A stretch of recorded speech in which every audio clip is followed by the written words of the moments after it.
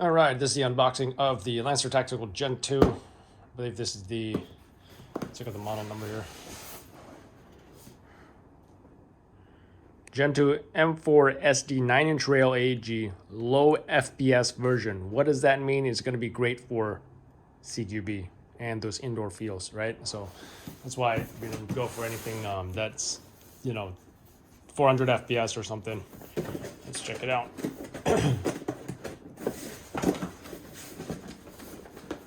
Open it the other way. There we go. Keep in mind, folks, there's some distortion in the video because this is shot in a wide lens on the iPhone, so everything is more compressed, but that is what we've got going on. All right, here we go. What is this? Lancer Tactical Patch. We don't care about that.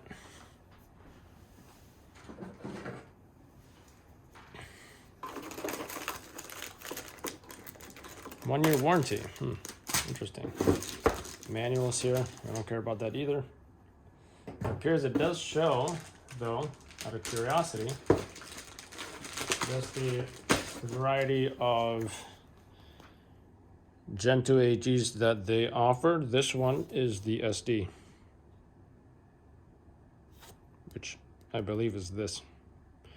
Right? I'm more of a Mark 18 fan, which looks to be this, but it was not available from Airsoft GI. So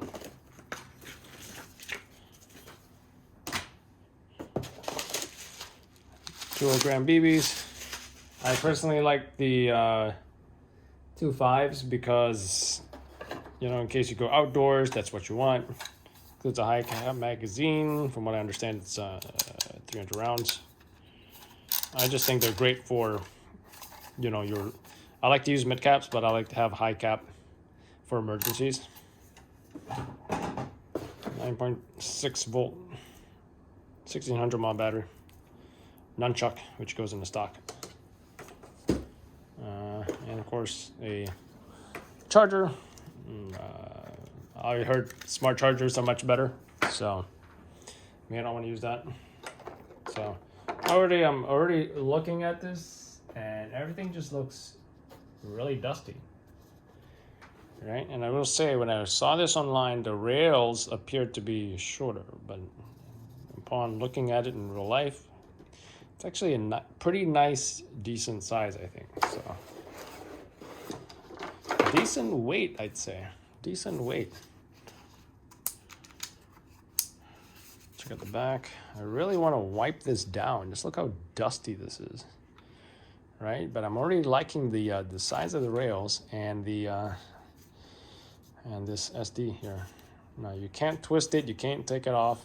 They do come with this orange plastic here.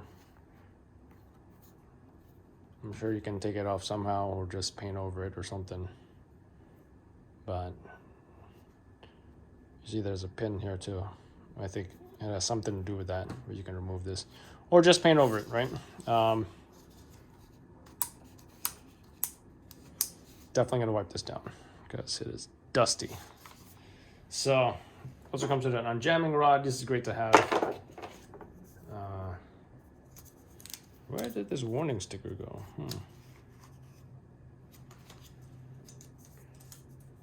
So let's just get this box out of the way.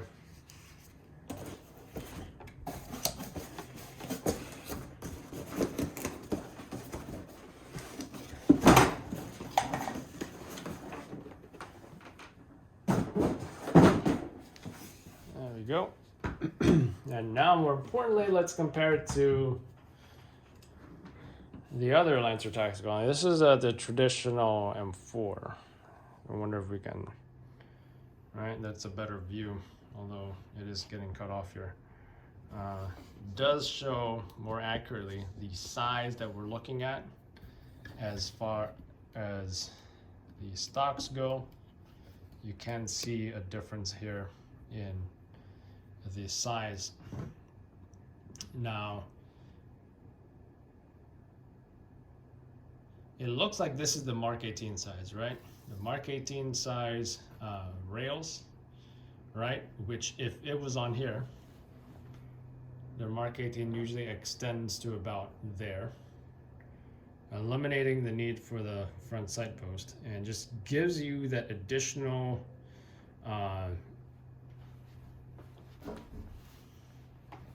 space to put mount accessories, or if you're doing that Chris Costa style C clamp, it's going to allow you to extend your grip further, which is what you want. And that's one of the benefits of the Mark 18, I think.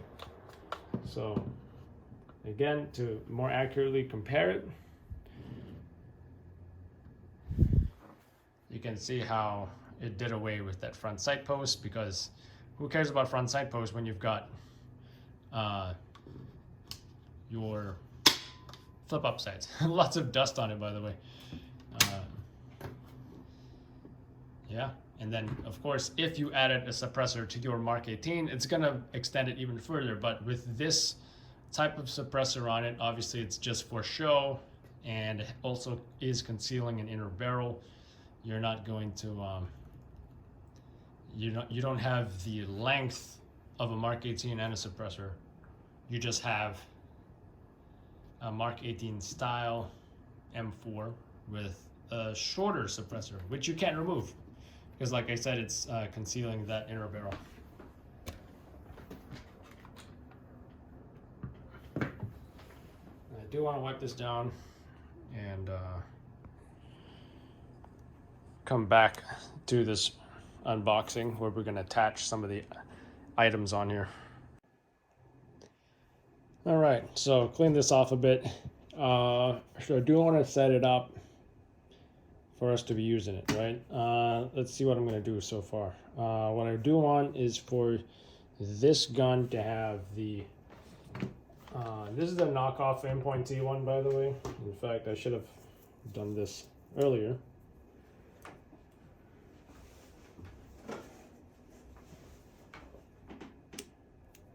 Because I really do not like that logo on there.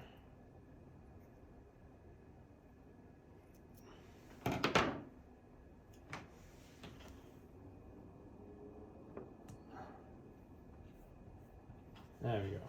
That looks much better.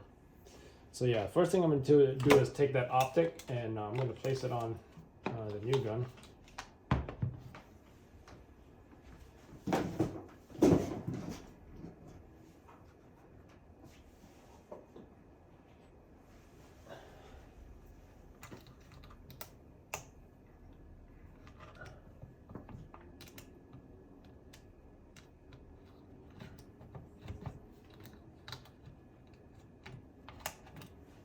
There we go.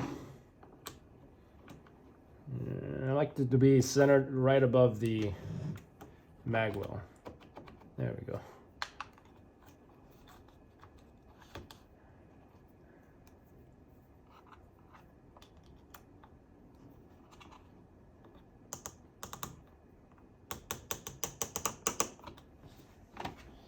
There we go. We also have a Pack 15. That's going to go in the new gun.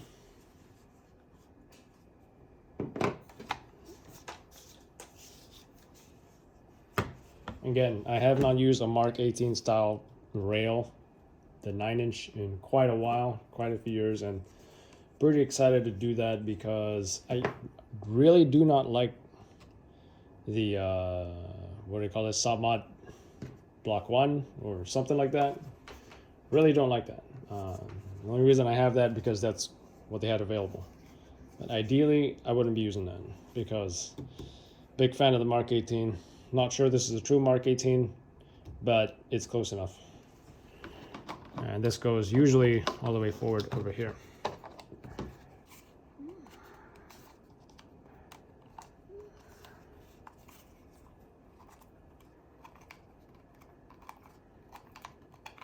See if I can get away without using a flathead.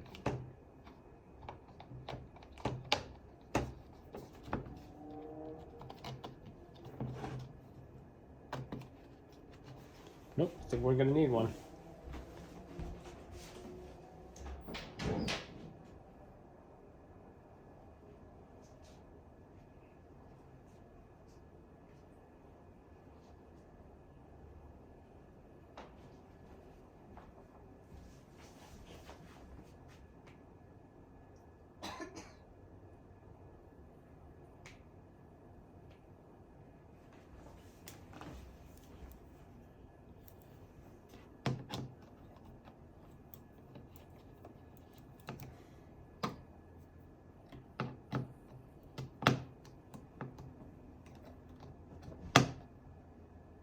There we go. What else can we put on this? Flashlight. Flashlights, I feel, usually go all the way up front, right? Let's zoom in on this since we're getting a little close. Yeah. Really like these rails.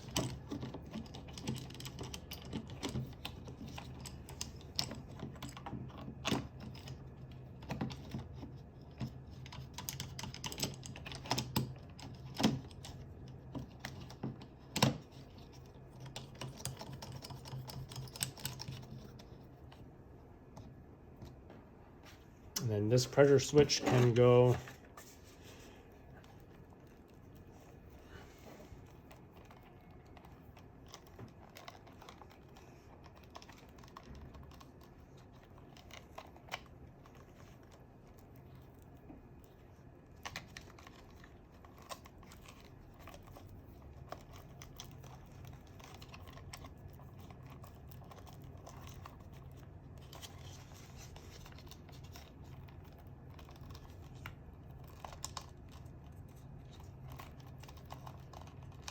somewhere like that. So, you know, when you're grabbing it, you can actually, if it went here, that would be perfect. So I will probably be reconfiguring it that later. See, this has momentary on off, or it has complete on off. See? So we'll just leave it there for now, whatever. But look at that. That looks great, by the way. So that is how I'm setting up this gun. And again, when it just feels great to fully extend your arm, not fully, where you're locking your elbows. According to Lucas Botkin, he likes to bend his elbow just a little bit. So I think that's actually a good way to do it, right? You're not having a fixed elbow, you're just bending it just a little bit. So but I think this gun is pretty much set as far as how we want to set it up. Now with this gun, we'll be putting the EOTech on here, which is what we had on here originally anyway.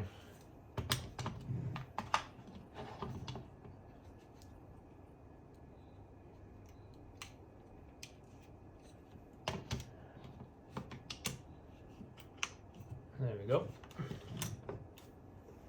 Also, the one thing I forgot, the vertical foregrips. Now, some people prefer the shorter one, some people prefer the longer one. I personally prefer the longer one, but I'm gonna try the shorter one just to see how it feels.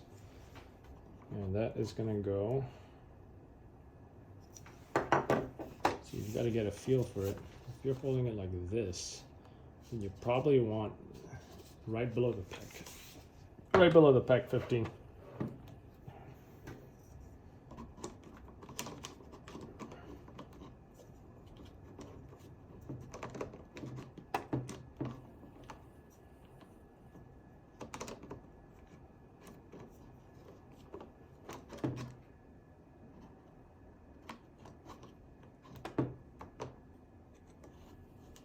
There we go.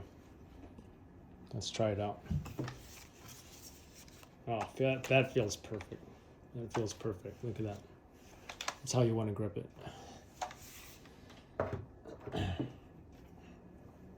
So let's put this back on here.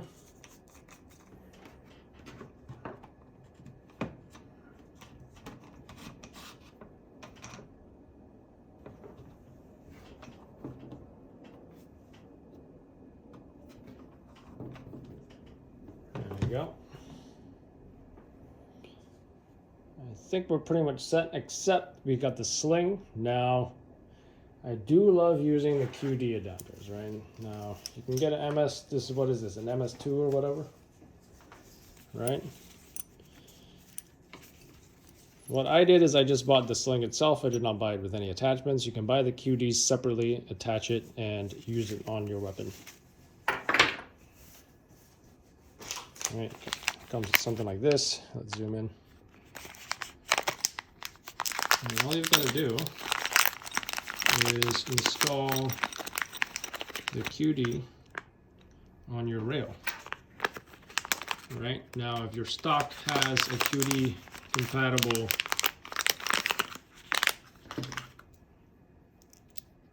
adapter, you can simply plug it into your stock, which makes it really convenient for you to do so.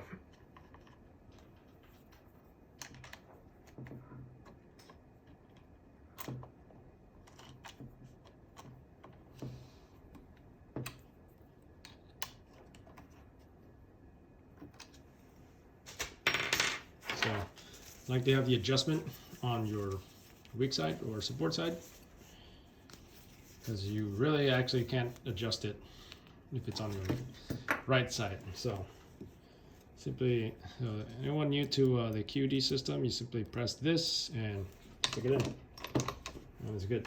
Now this should be compatible with here. Haven't tried it, but because I know these are Lancer guns, it should be compatible. I'm pretty confident. Let's see. There we go. As expected, it fits, right? So it makes it, you know, compared to G&G, for example, because we also have a G&G, and the G&G is not compatible with the QD system. So, but there you have it. Unboxing of the Lancer M4SD, right? A few more facts about it. This is the low FPS version, so you're going to be able to, you know, go into CQB, your CQB feels, and use it without any problems. Plastic versus metal parts. Some people are curious about that. Plastic, metal, plastic. Rails are plastic.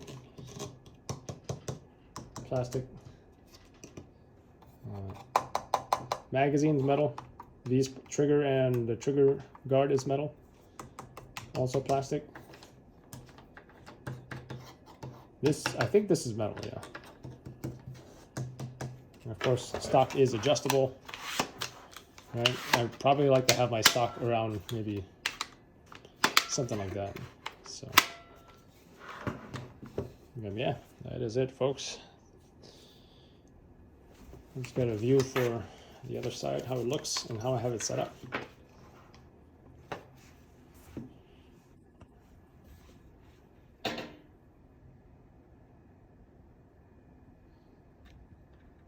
And if you're curious about comparing both of these, let's go ahead and do that.